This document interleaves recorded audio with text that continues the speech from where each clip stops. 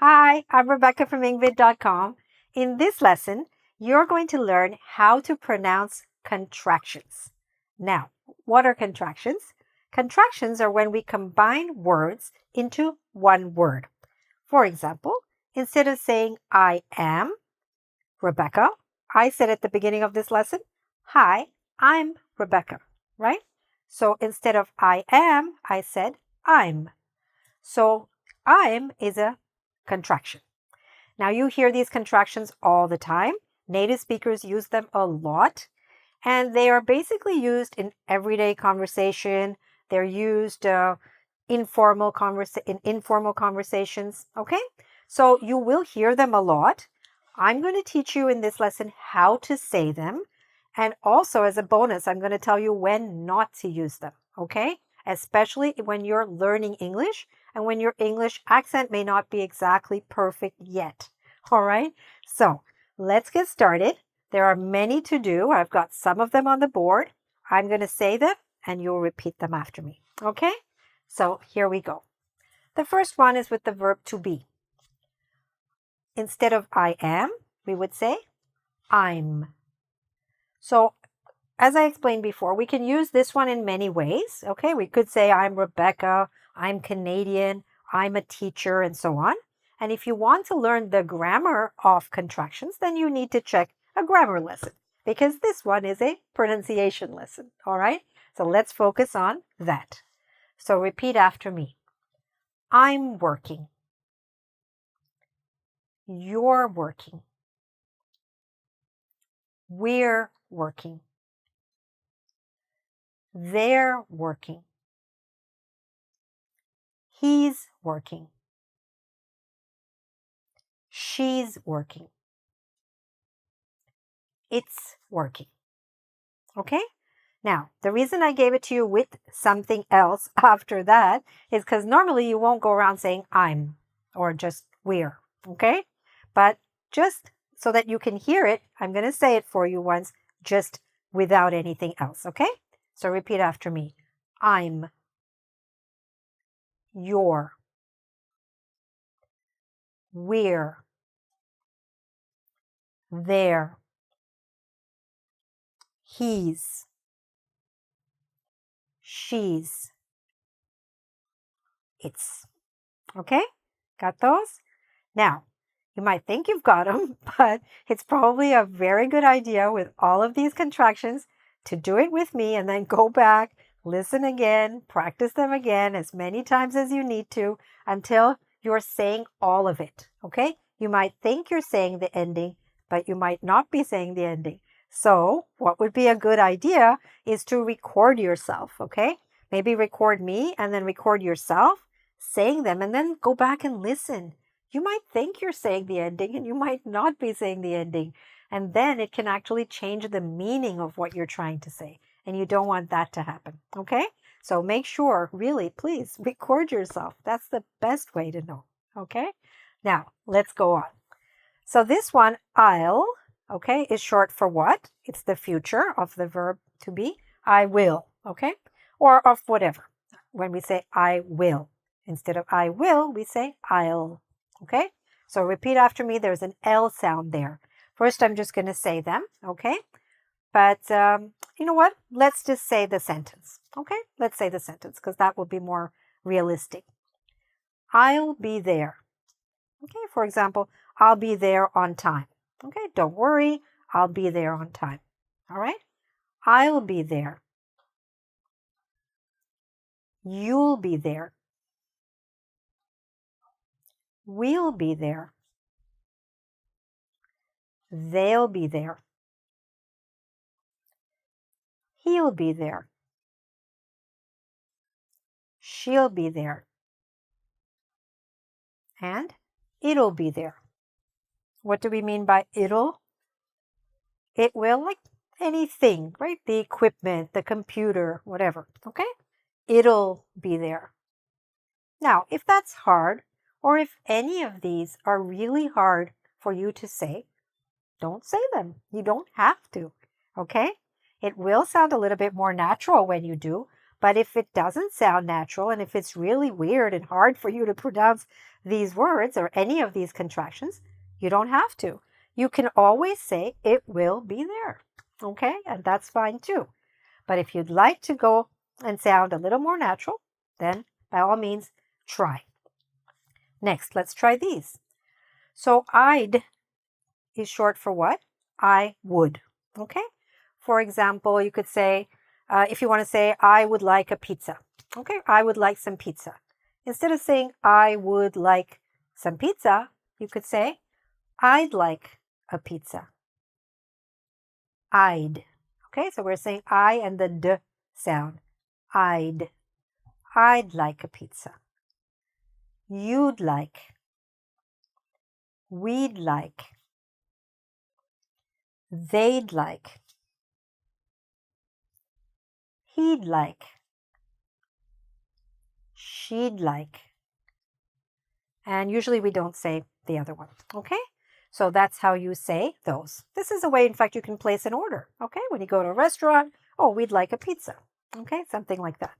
Next, let's look at the present perfect tense. Okay? Where we're combining I have something, I have done, I have finished. Okay? Or let's use the example, I have decided. So instead of saying I have decided, you can say I've. Say it after me. I've. So we have the V sound there, okay? I've decided. Good. You've decided. Okay, really work on that V sound.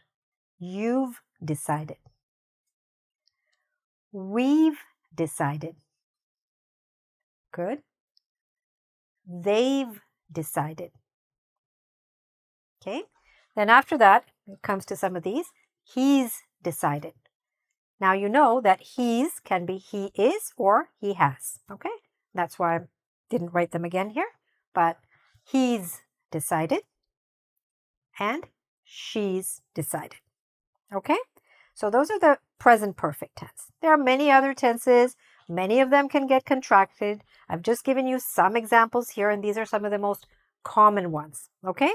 And then you remember I told you that I would warn you when not to use them. So this is when we come to that part. This is where you have to be really careful, especially if you're an English learner.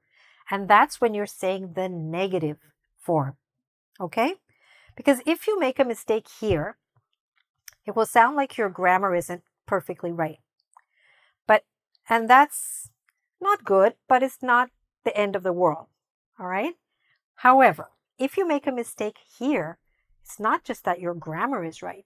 You're going to be communicating information which is wrong. You're going to be saying the opposite of what you want to say, or people will understand the opposite of what you were trying to tell them. And that can be dangerous and that can be tricky. Okay?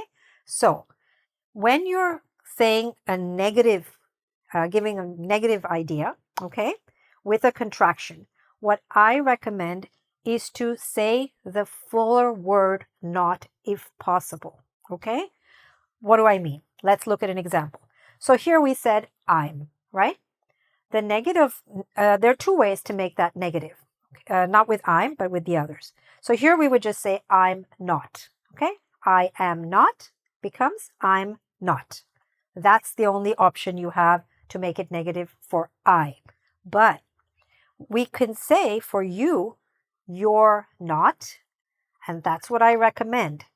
I do not recommend that you try to say this one right now, which is you aren't. Okay? There are two ways we can contract those words. You are not. And I would say use this one because the not is very clear and separate. So people understand that you're making a negative statement. Because if you say you aren't, which is another way to say it, and you can work towards that if you want to, or never use it. Okay? It's up to you. But if you try to say you aren't, and then you don't say the t at the end, and it ends up sounding like you are instead of you aren't, then it's tricky. And then it can give the wrong information, and you don't want to do that. Okay? So stick to this one. Also, it's easier. It's easier to learn one way and do it right 100% of the time. Okay? So here we would say, for example, you're not ready. We're not ready. They're not ready. He's not ready. She's not ready. It's not ready. Okay? You see that because I had that word not separately, it was very clear what I was saying and what you were saying. I could hear you. Okay. All right, next. So this one is the negative form of I will. Okay? The negative form of I will is I won't. Now again, make sure you're saying the t at the end. Okay? You can always say I will not be there. Okay? If saying won't is hard for you, or if it's not very clear when you say it, then just say I will not be there. I'm sorry, I will not be there. Or if you want to say the contraction, I won't. Say it after me. I won't be there. You won't. We won't. They won't. Then he won't. She won't. And the last one, it won't. Okay? Now remember this is an O, so we're not saying want, not I want, but I won't. Let's say both of them. I want, I won't. Okay? So make sure that it sounds quite different. And again, if it doesn't when you're saying it, then what can you do? Don't use it. Just say, I will not. That's always an option. Okay? All right. Let's take this one and contract it. I wouldn't. For example, I wouldn't do that. Okay? Again, if your ending is not 100% clear, don't contract it. Say, I would not do that. But if you'd like to try to sound more natural and use the contraction, by all means, repeat after me. I wouldn't do that. You wouldn't do that. We wouldn't do that. They wouldn't do that. He wouldn't do that. And she wouldn't do that. Okay? Good for you that you stuck with me and you haven't given up. You are serious. You're a serious learner. Okay? Good for you. Let's look at the last one here. Instead of I have or I've, we could make it negative and say I haven't. I haven't finished. You haven't finished. We haven't finished. They haven't finished. Then he hasn't finished. She hasn't finished. It hasn't finished. Let's say the movie. It hasn't finished yet. Or the game. Okay? It hasn't finished. And again, as I've mentioned with this entire section where we're negating it, where we're saying it in the negative, if you're not able to say the negative part clearly, then don't. Okay? Just say the full word not wherever you need to. Okay? And that will be perfectly fine. So congratulations, you are a serious learner if you have stayed all the way till here. And it's so important. You do hear this a lot and you want to, especially if you live in an English-speaking country or you work with others and you need to speak in English. You want to sound natural, and I understand that. I hope this lesson will help you to do exactly that. There is no quiz here because it's a pronunciation lesson, but what you can do is go back and quiz yourself. Go back. Listen to me again. Repeat after me. Record yourself. See if you sound like I sound, okay? And if you don't, then decide what strategy you're going to follow. Either you're going to use some of the contractions or some of them you're just going to avoid, and that's perfectly okay. It's still perfectly correct to not use the contractions also. Okay? So whatever you do, I wish you all the best. Don't forget to subscribe to my YouTube channel so you can get lots of other, I hope, useful lessons. And ring the bell so that you'll know whenever a new lesson is released. Okay? Thanks very much for watching and all the best with your English. Bye for now.